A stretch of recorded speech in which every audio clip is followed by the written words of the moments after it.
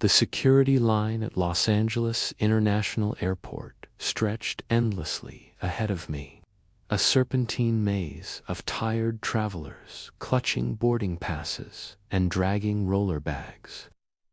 It was 6:30 a.m. on a Tuesday, and despite the early hour, LAX was already buzzing with the controlled chaos that defines modern air travel.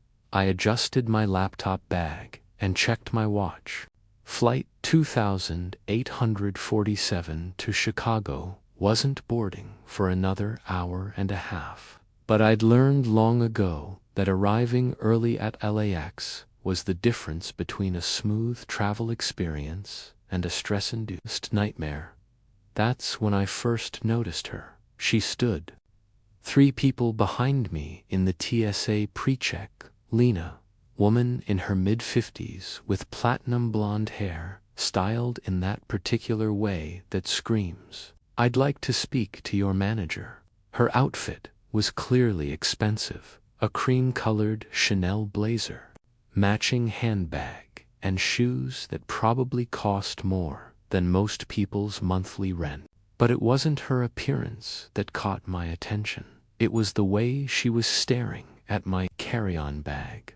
My bag wasn't anything specialer. Well-worn leather messenger bag I'd had for years, purchased from a small artisan shop in Morocco during a business trip. It was functional, comfortable, and had traveled with me to 37 countries without incident. The leather had aged beautifully, developing a rich patina that spoke of countless adventures and long flights. But apparently, something about it had caught Karen's attention, and not in a good way. "Excuse me," she said, her voice cutting through the ambient noise of the security line. "Excuse me, sir, with the brown bag."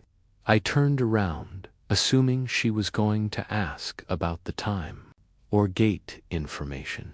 "Yes, that bag," she said, pointing directly at my messenger bag. "Is that real leather?" The question caught me off guard. "I'm sorry, the bag. Is it real leather? Because if it is, you should know that bringing animal products through security requires special documentation." I blinked, certain I'd misheard her. "I'm sorry, but that's not correct. Leather goods don't require any special documentation for domestic flights." Her eyes narrowed. "Are you sure about that? Because I fly frequently, and I know the regulations very well. Animal products can pose biosecurity risks." The man standing between USA's businessman in his 60s turned around with an expression of polite confusion. "Ma'am, leather bags are perfectly fine. I've been carrying this leather briefcase for 20 years. Karen's attention immediately shifted to him. "And do you have the proper documentation for that briefcase?" Now other passengers were starting to notice the conversation. A young woman with headphones pulled one earbud out to listen. An elderly couple exchanged glances. "Ma'am," I said gently, "I think there might be some confusion. Leather goods don't require documentation unless they're exotic leather from endangered species. And even then, that's more of a customs issue than a TSA issue." But Karen wasn't listening. She had pulled out her phone and was typing rapidly. "We'll just see about that," she muttered. The security line moved forward, and I hoped the strange interaction was over. But as we approached the TSA checkpoint, I could feel Karen's eyes boring into the back of my head. Every few minutes, she would make comments, sometimes to herself, sometimes loud enough for others to hear. "Some people think they can just bring anything through security. I bet half the bags in this line are violations waiting to happen.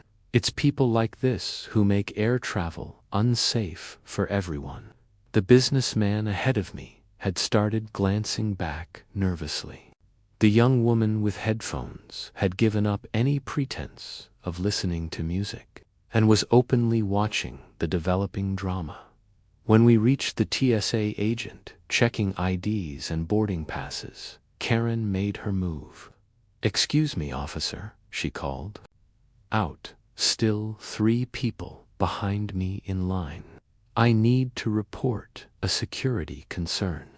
The TSA agent, professional-looking woman in her 40s, named Jennifer, according to her badge, looked up with the patient expression of someone who'd heard it all before. "What's the concern, ma'am?" Karen pushed past the 2 people between us, ignoring their protests. "This man," she said, pointing directly at me, "is carrying what appears to be undocumented animal products." Jennifer looked at me, then at my bag, then back at Karen. "Ma'am, could you be more specific about your concern? His bag is made of leather, and he admitted it's real leather. I know the regulations require documentation for animal products, and I haven't seen him present any documentation." I felt my face flush with embarrassment as every person in the immediate area turned to stare.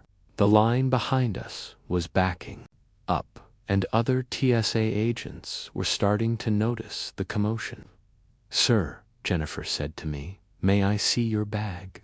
I handed over my messenger bag, feeling like a criminal despite having done absolutely nothing wrong. Jennifer examined it briefly. It was obviously just a leather bag, well-worn and completely ordinary. "Ma'am," Jennifer said to Karen, "leather goods like this don't require any special documentation for domestic flights. This is a standard leather bag." But Karen wasn't backing down. "Are you sure? Because I've read the regulations very carefully, and I believe there are specific requirements for animal products." Jennifer's patience was clearly being tested. "Ma'am, I've been with TSA for 12 years. I'm very familiar with our regulations. This bag doesn't present any security concerns." "Well, I'd like to file a formal complaint," Karen announced loudly. "I don't feel safe flying with passengers who might be carrying undocumented items." The words hung in the air like a toxic cloud. Other passengers were openly staring now, some pulling out phones. I felt a mixture of embarrassment, anger, and disbelief. "Ma'am," Jennifer said firmly, "if you'd like to file a complaint, you can do so through the appropriate channels. But right now, you need to proceed through security so we can keep this line moving." Karen's face was turning red. "I am not moving until this issue is properly addressed." Jennifer called her supervisor, a stern-looking man named Douglas, who approached with the weary expression of someone who dealt with difficult passengers many times before. "What seems to be the problem here?"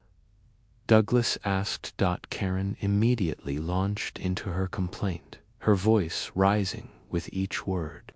"This passenger is carrying what I believe to be undocumented animal products, and your staff is refusing to properly investigate my security concern." Douglas looked at my bag, which Jennifer was still holding. "Ma'am, this is a standard leather messenger bag. There are no documentation requirements for items like this." "But how do you know it's not made from endangered species?" Karen demanded. "How do you know it's not a biosecurity risk?" "Because," Douglas said with remarkable patience, "it's clearly commercial leather goods. Look, ma'am, I appreciate that. You're concerned about security, but this isn't a security issue." Karen's eyes blazed. "So you're telling me that TSA doesn't take security seriously? That anyone can just walk through with whatever they want?" The line behind us was now backed up 15 deep, and other passengers were getting visibly frustrated. A man in a business suit checked his watch and sighed loudly.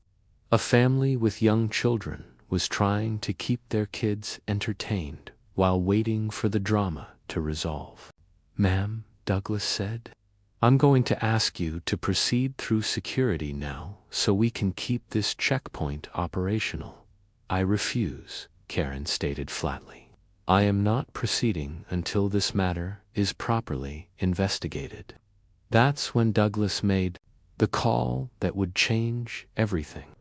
"Jennifer, please have this gentleman's bag sent for additional screening," he said.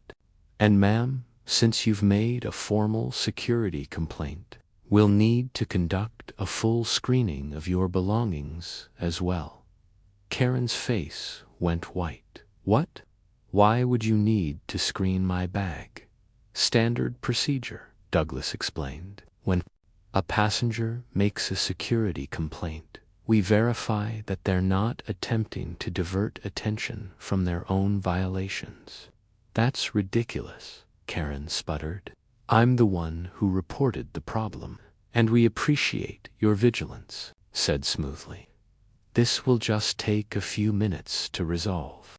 I watched as Karen's designer handbag was placed on the screening conveyor belt alongside my messenger bag. For the first time since this ordeal began, she looked genuinely nervous. "This is harassment," she muttered, but she was no longer shouting. The X-ray operator, a young man named Marcus, began examining both bags on his screen.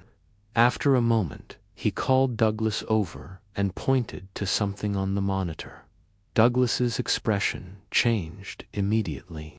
"Ma'am," he said to Karen, "I'm going to need you to step aside for additional screening." "Additional screening?" Karen's voice cracked slightly. "What for?" Douglas gestured to a separate area away from the main security line. "Ma'am, please, step over here with your bag. I demand to know what you think you found," Karen said, but she was moving toward the designated area. Marcus, the X-ray operator, had called for backup. 2 additional TSA agents appeared, along with what looked like a supervisor.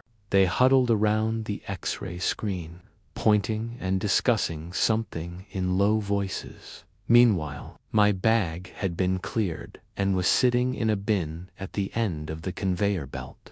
"Sir," Jennifer said to me, "you're free to collect your bag and proceed." I should have just taken my bag and left. Any reasonable person would have walked away and caught their flight. But after being publicly accused and humiliated by this woman, I found myself genuinely curious about what was happening. I collected my bag but lingered near the checkpoint, pretending to reorganize my belongings while watching the unfolding drama. Karen was now standing at a metal table while a female TSA agent methodically unpacked her designer handbag. Each item was being examined carefully: wallet, phone, makeup, compact, keys. "This is completely unnecessary," Karen kept repeating. "I'm the victim here. I'm the one who reported the security violation." That's when they found it. The TSA agent pulled out what looked like a small glass vial filled with clear liquid. She held it up to the light, examined it carefully, and then called over Douglas. "Ma'am," Douglas said, "what is this substance?" Karen's face went from white to green. It's just, ma'am, this container is unmarked and contains an unknown liquid substance. The volume appears to exceed our 311 liquid restrictions. It's just hand sanitizer," Karen said quickly. "I forgot I had it." Douglas held up the vial. "Ma'am, this is a 6-ounce container, which exceeds the 3.4-ounce limit for liquids. Additionally, it's unmarked, which requires additional testing." But they weren't done searching her bag. The TSA agent reached deeper into the handbag and pulled out a small plastic bag containing what appeared to be pills, dozens of them, in various colors and shapes, with no prescription labels. The checkpoint area fell silent. "Ma'am," Douglas said, his voice now deadly serious, "I'm going to need you to explain these items." Karen stared at the bag of pills as if she'd never seen them before. "Someone must have put them there," she said desperately. "This is a setup." Douglas had already called for additional personnel. Within minutes, 2 airport police officers arrived at the checkpoint, along with what appeared to be a federal air marshal. "Ma'am," one of the police officers said, "we need to identify these substances. Do you have prescriptions for these medications?" Karen's hands were shaking now. Some of them are mine. I have prescriptions at home, but not with you." "I forgot to bring the bottles," she said weakly. The air marshal stepped forward. "Ma'am, we're going to need to test these substances to determine what they are. In the meantime, you're going to need to come with us for questioning." That's when Karen made her final, desperate play. "This is all his fault," she shouted, pointing at me. "He's the one carrying illegal items. I was just trying to report a security violation." Douglas looked at me, then at my bag, which had already been cleared through the X-ray machine and physically inspected.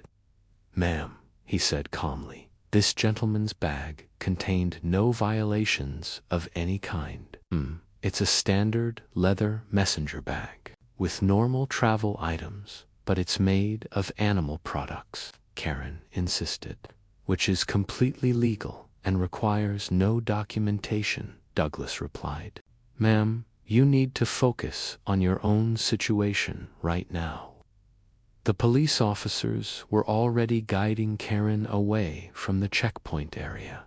As they walked past me, she made one last attempt to shift blame. "You did this somehow," she hissed. "You planted those things in my bag." I looked at her with a mixture of pity and disbelief. "Ma'am, I've never been within 10 feet of your bag, and there are security cameras recording everything that happened here." One of the police officers nodded. "That's correct. We have complete video surveillance of this entire incident." As Karen was escorted away, still protesting her innocence and trying to blame me for her predicament, the TSA agents began processing the items they'd found in her bag. "Sir," Douglas said to me, "I apologize for the inconvenience. You're free to continue to your gate." "What happens to her?" I asked. Douglas shrugged. "That depends on what those substances turn out to be. At minimum, she'll be cited for violating liquid restrictions and carrying unmarked medications. If any of those pills are controlled substances without prescriptions." He didn't finish the sentence, but his meaning was clear as I finally made my way through the metal detector and collected my belongings. I became aware that our little drama had attracted quite an audience. The security checkpoint area was buzzing with conversation as passengers who had witnessed the event shared their observations. "Did you see that?" The businessman who'd been ahead of me in line was saying to another passenger. "She accused him of carrying illegal leather, and she's the one who got arrested." The young woman with headphones was already posting about it on social media. "You guys, I just watched the most insane airport Karen meltdown. This lady tried to get an innocent guy in trouble and ended up getting busted herself." A family that had been waiting in line behind us was explaining the situation to other passengers who had missed the beginning of the drama. "She was being so mean to that man," the mother was telling her teenage daughter, "making all these accusations about his bag when she was the one breaking the rules." An elderly gentleman who had observed the entire incident shook his head in amazement. "In 60 years of flying, I've never seen anything like that. The audacity of that woman. But the most satisfying reaction came from a TSA agent who was processing passengers through the metal detector. Happens more often than you'd think, she said quietly to her colleague. People who make the biggest fuss about other passengers' bags are usually trying to hide something in their own. What do you mean? I asked, still processing everything that had happened. The agent looked around to make sure her supervisor wasn't listening, then leaned closer. We see it all the time.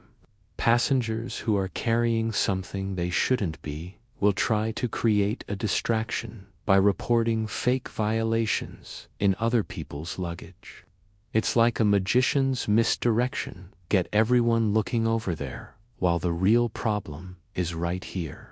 So you think she knew she had those pills? Oh, she knew, the agent said confidently.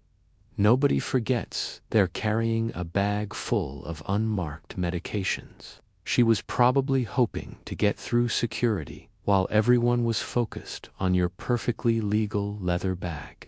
As I walked toward my gate, I passed the area where Karen was being questioned by airport police. Through the glass partition, I could see her sitting at a metal table, still arguing with the officers. Her designer handbag was spread out on another table, its contents being catalogued and photographed.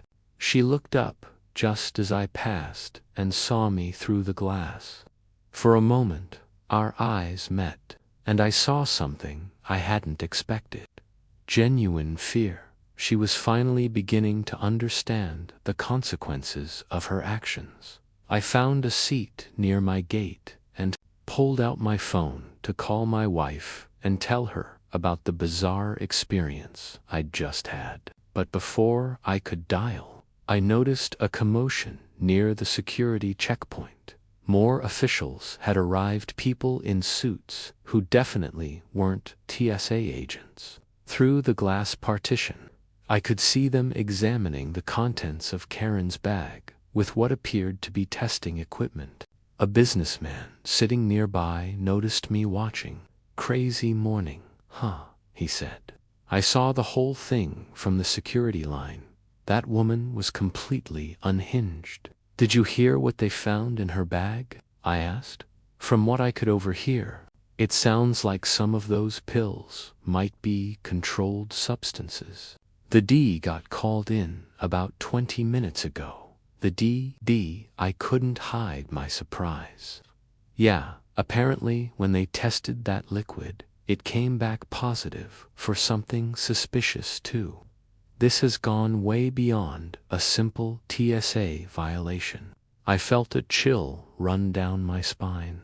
This woman had tried to destroy my morning, potentially my entire trip over a completely fabricated security concern. And now it was looking like she might have been involved in something much more serious. Another passenger, an older woman who had been in line behind us, sat down nearby. I feel terrible for you, she said.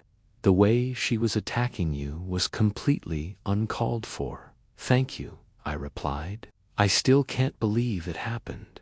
Oh, I can, she said firmly. I've been flying for 40 years, and I've seen people like her before. They think they can bully and intimidate others to get what they want. It's about time one of them faced real consequences. Through the gate area's PA system, an announcement crackled to life. Passenger Karen Mitchell, please return to the security checkpoint immediately. Passenger Karen Mitchell to the security checkpoint. The businessman nearby chuckled. Something tells me she's not going to be making her flight today. Or any flight for a very long time, added the older woman, as if summoned by our conversation. One of the airport police officers approached our seating area. Excuse me, he said. Are you the gentleman who was involved in the incident at security checkpoint B? My heart rate spiked. Yes, sir. Is there a problem? Not at all, he assured me quickly. "We just need to get a brief statement from you about what happened. It'll only take a few minutes." As I followed the officer back toward the security area, I caught another glimpse of Karen through the glass partition. She was now handcuffed and being read her rights by what appeared to be a federal agent.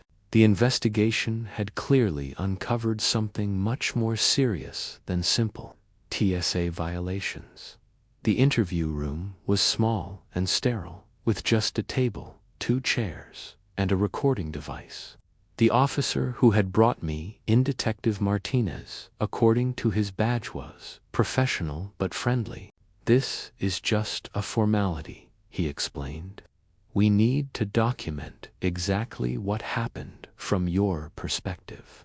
I recounted the entire incident, from Karen's first strange question about my leather bag to the moment she was escorted away in handcuffs. Detective Martinez took notes and asked clarifying questions, but it was clear that my version of events matched what they had observed on the security cameras. "Can I ask what they found in her bag?" I said when we finished. Detective Martinez hesitated, then seemed to decide there was no harm in sharing some basic information. "Let's just say your instincts about her behavior were correct. The substances we found are currently being analyzed, but preliminary tests suggest she was carrying controlled substances without prescriptions, and the liquid still being tested, but it's definitely not hand sanitizer." He closed his notebook and stood up. "You're free to go, sir. Thank you for your cooperation. And I have to say, you handled that situation with remarkable patience. A lot of people would have lost their temper when she started making those accusations." "I just couldn't believe it was happening," I admitted. "I kept thinking there had to be some misunderstanding." "Unfortunately, there was no misunderstanding, Detective," Martinez said grimly. "Ms. Mitchell knew exactly what she was doing. She was hoping to create enough of a distraction that security would focus on you instead of properly screening her bag." As I walked back toward my gate, I passed the security checkpoint one more time. Karen was gone, but I could see TSA agents still processing evidence from her bag. The normal flow of passengers had resumed, but there was still an electric energy in the air, the aftermath of drama that everyone was still discussing. My phone buzzed with a text from my wife. "How's your flight going?" I looked at the message and realized I had no idea how to even begin explaining what had happened. Delayed, I texted back, "I'll call you when I get to Chicago. You won't believe the story I have to tell you." As I settled into my seat at the gate, I reflected on the morning's events. In the span of 2 hours, I had gone from being a victim of false accusations to being a witness in what appeared to be a federal drug investigation. Karen had called TSA on me over my perfectly legal carry-on bag, and they had found contraband in her designer handbag. Sometimes justice really does have a sense of irony.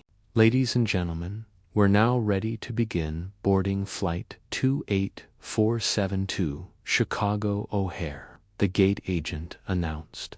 "We'll start with our first-class passengers and those needing special assistance." I gathered my belongings, including my perfectly legal leather messenger bag, and prepared to board.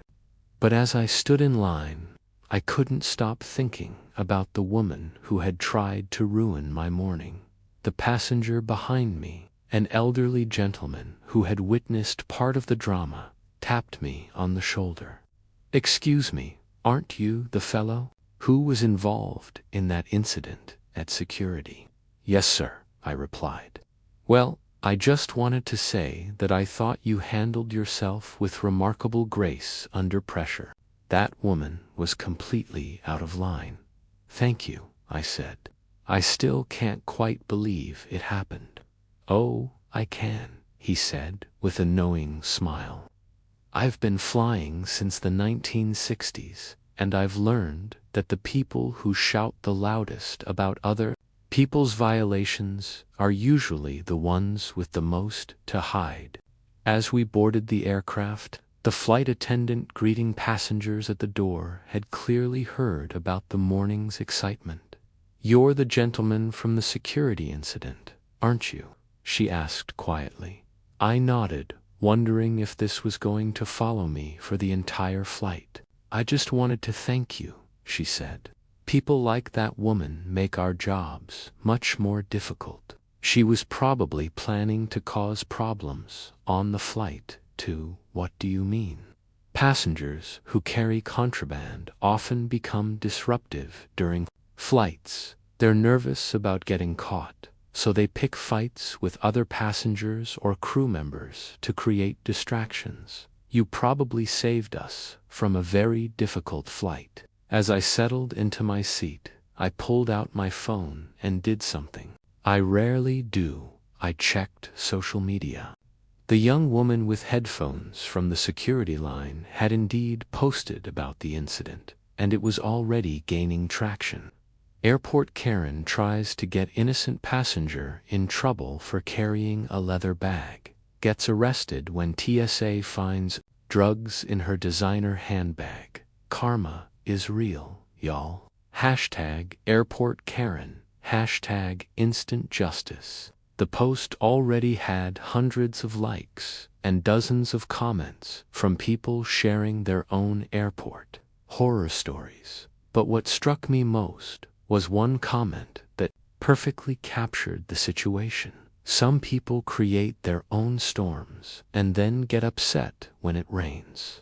As Flight 2847 climbed into the morning sky above Los Angeles, I found myself reflecting on the extraordinary chain of events that had led to this moment.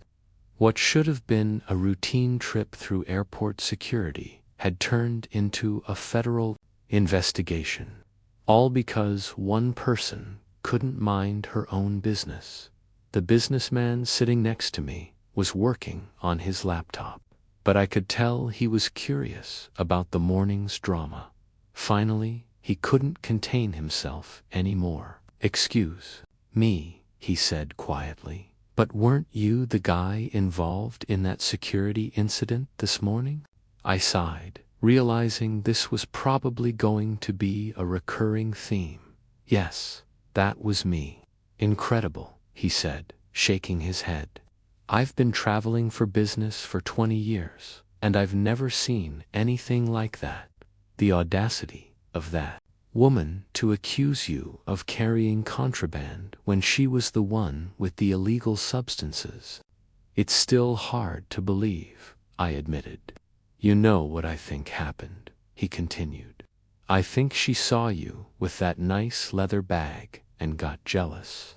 She probably figured if she could create enough trouble for you, maybe she could delay the flight or cause enough confusion to slip through security herself." "The detective suggested something similar," I said. "Apparently, it's more common than I realized." The businessman nodded knowingly. "Corporate travelers like us see this stuff all the time. There's always someone who thinks the rules don't apply to them, or who tries to game the system somehow." He paused, then added, "But I have to say, you handled it perfectly. A lot of people would have lost their temper and made the situation worse." "I was certainly tempted," I admitted. "The beautiful thing is that her own behavior is what brought her down. If she had just minded her own business and gone through security normally, she probably would have gotten away with whatever she was carrying."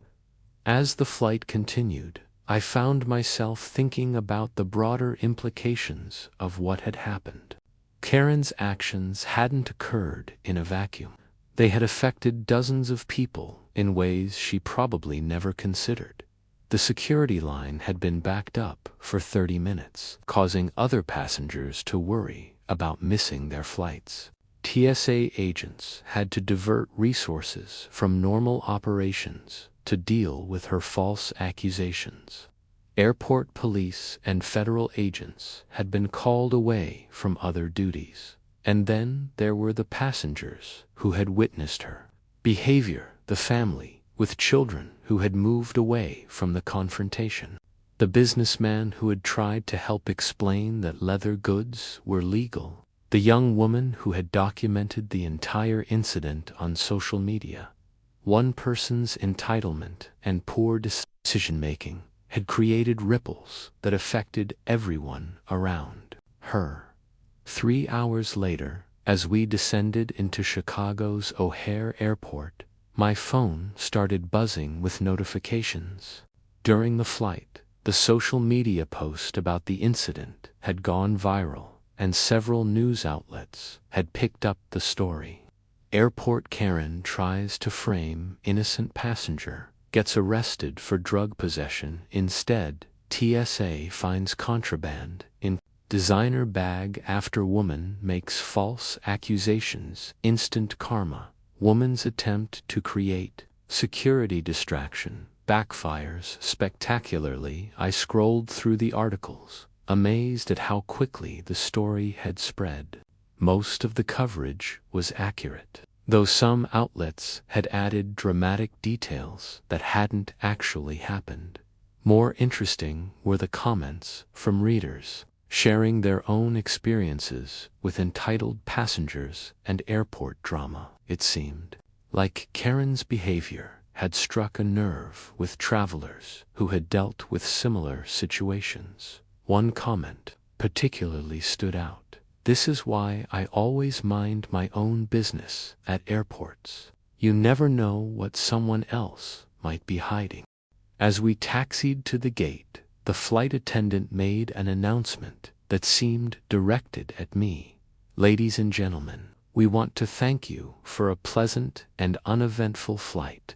It's always a pleasure to serve passengers who treat each other and our crew with respect and courtesy." When I finally deplaned and checked my phone, I had 17 missed calls from my wife, 3 from reporters, and dozens of text messages from friends and colleagues who had seen the news coverage. I called my wife first.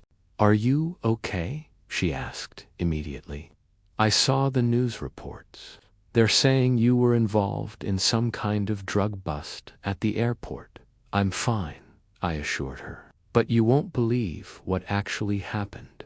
I spent the next 20 minutes recounting the entire story, from Karen's first bizarre question about my leather bag to watching her get arrested for drug possession. "So let me get this straight," my wife said when I finished. "This woman tried to get you in trouble for carrying a perfectly normal bag, and ended up getting herself arrested for carrying actual contraband." "That's exactly what happened." "That's the most ridiculous thing I've ever heard," she said, "but also kind of satisfying. I mean, if you're going to try to destroy someone's day for no reason, you should probably make sure your own house is in order first." As I waited for my connection to my final destination, I reflected on the lesson in all of this. Karen had gotten exactly what she deserved, but more importantly, her behavior had served as a reminder about the importance of treating others with respect and minding your own business. She had called TSA on me over my carry-on bag, and they had found contraband in her designer handbag. Sometimes the universe has a perfect sense of justice. 6 months later, I was telling this story to a colleague over lunch, and she asked me a question that made me think. Do you ever wonder what happened to her after she was arrested? I had wondered about that, actually. So I did some research. Taught Karen Mitchell, her real name, according to the court records that had become public, had been charged with possession of controlled substances, possession of drug paraphernalia, and providing false information to federal agents. The hand sanitizer in her bag had turned out to be liquid methamphetamine, and the pills were a mixture of prescription drugs that she didn't have prescriptions for. She had pleaded guilty to avoid a longer sentence, but still received 8 months in federal prison and was placed on the TSA's permanent no-fly list. Her lawyer had tried to argue that she was struggling with addiction and had made poor choices, which may have been true. But the judge noted that her attempt to frame an innocent passenger showed a pattern of manipulative behavior that went beyond simple addiction issues. The most interesting part of the court records was Karen's own statement to investigators. She admitted that she had been carrying the drugs for someone else and was terrified about getting caught. When she saw me with my leather bag, she thought she could create enough of a distraction to slip through security unnoticed. I just panicked, she had told investigators. I thought if I could get everyone focused on him, they wouldn't pay attention to my bag. It was exactly what the TSA agents had suspected, a desperate attempt at misdirection that had backfired spectacularly. But there's a broader lesson in this story that goes beyond just airport security or drug possession. Karen's behavior that morning, the entitlement, the false accusations, the attempt to destroy an innocent person's day to cover her own misdeeds represented something we see too often in our society: the willingness to harm others to protect ourselves. The assumption that rules apply to everyone except us. The belief that we can manipulate systems and people to get what we want without consequences. In the end, Karen called TSA on me over my carry-on bag, and they found contraband in her designer handbag. But the real contraband she was carrying wasn't the drugs, it was the toxic combination of entitlement, dishonesty, and callous disregard for others that ultimately led to her downfall. Sometimes justice is served at 30,000 feet. Sometimes it's served right there on the ground, in full view of everyone, as a reminder that our actions have consequences and that the people we try to hurt often end up being the witnesses to our own downfall.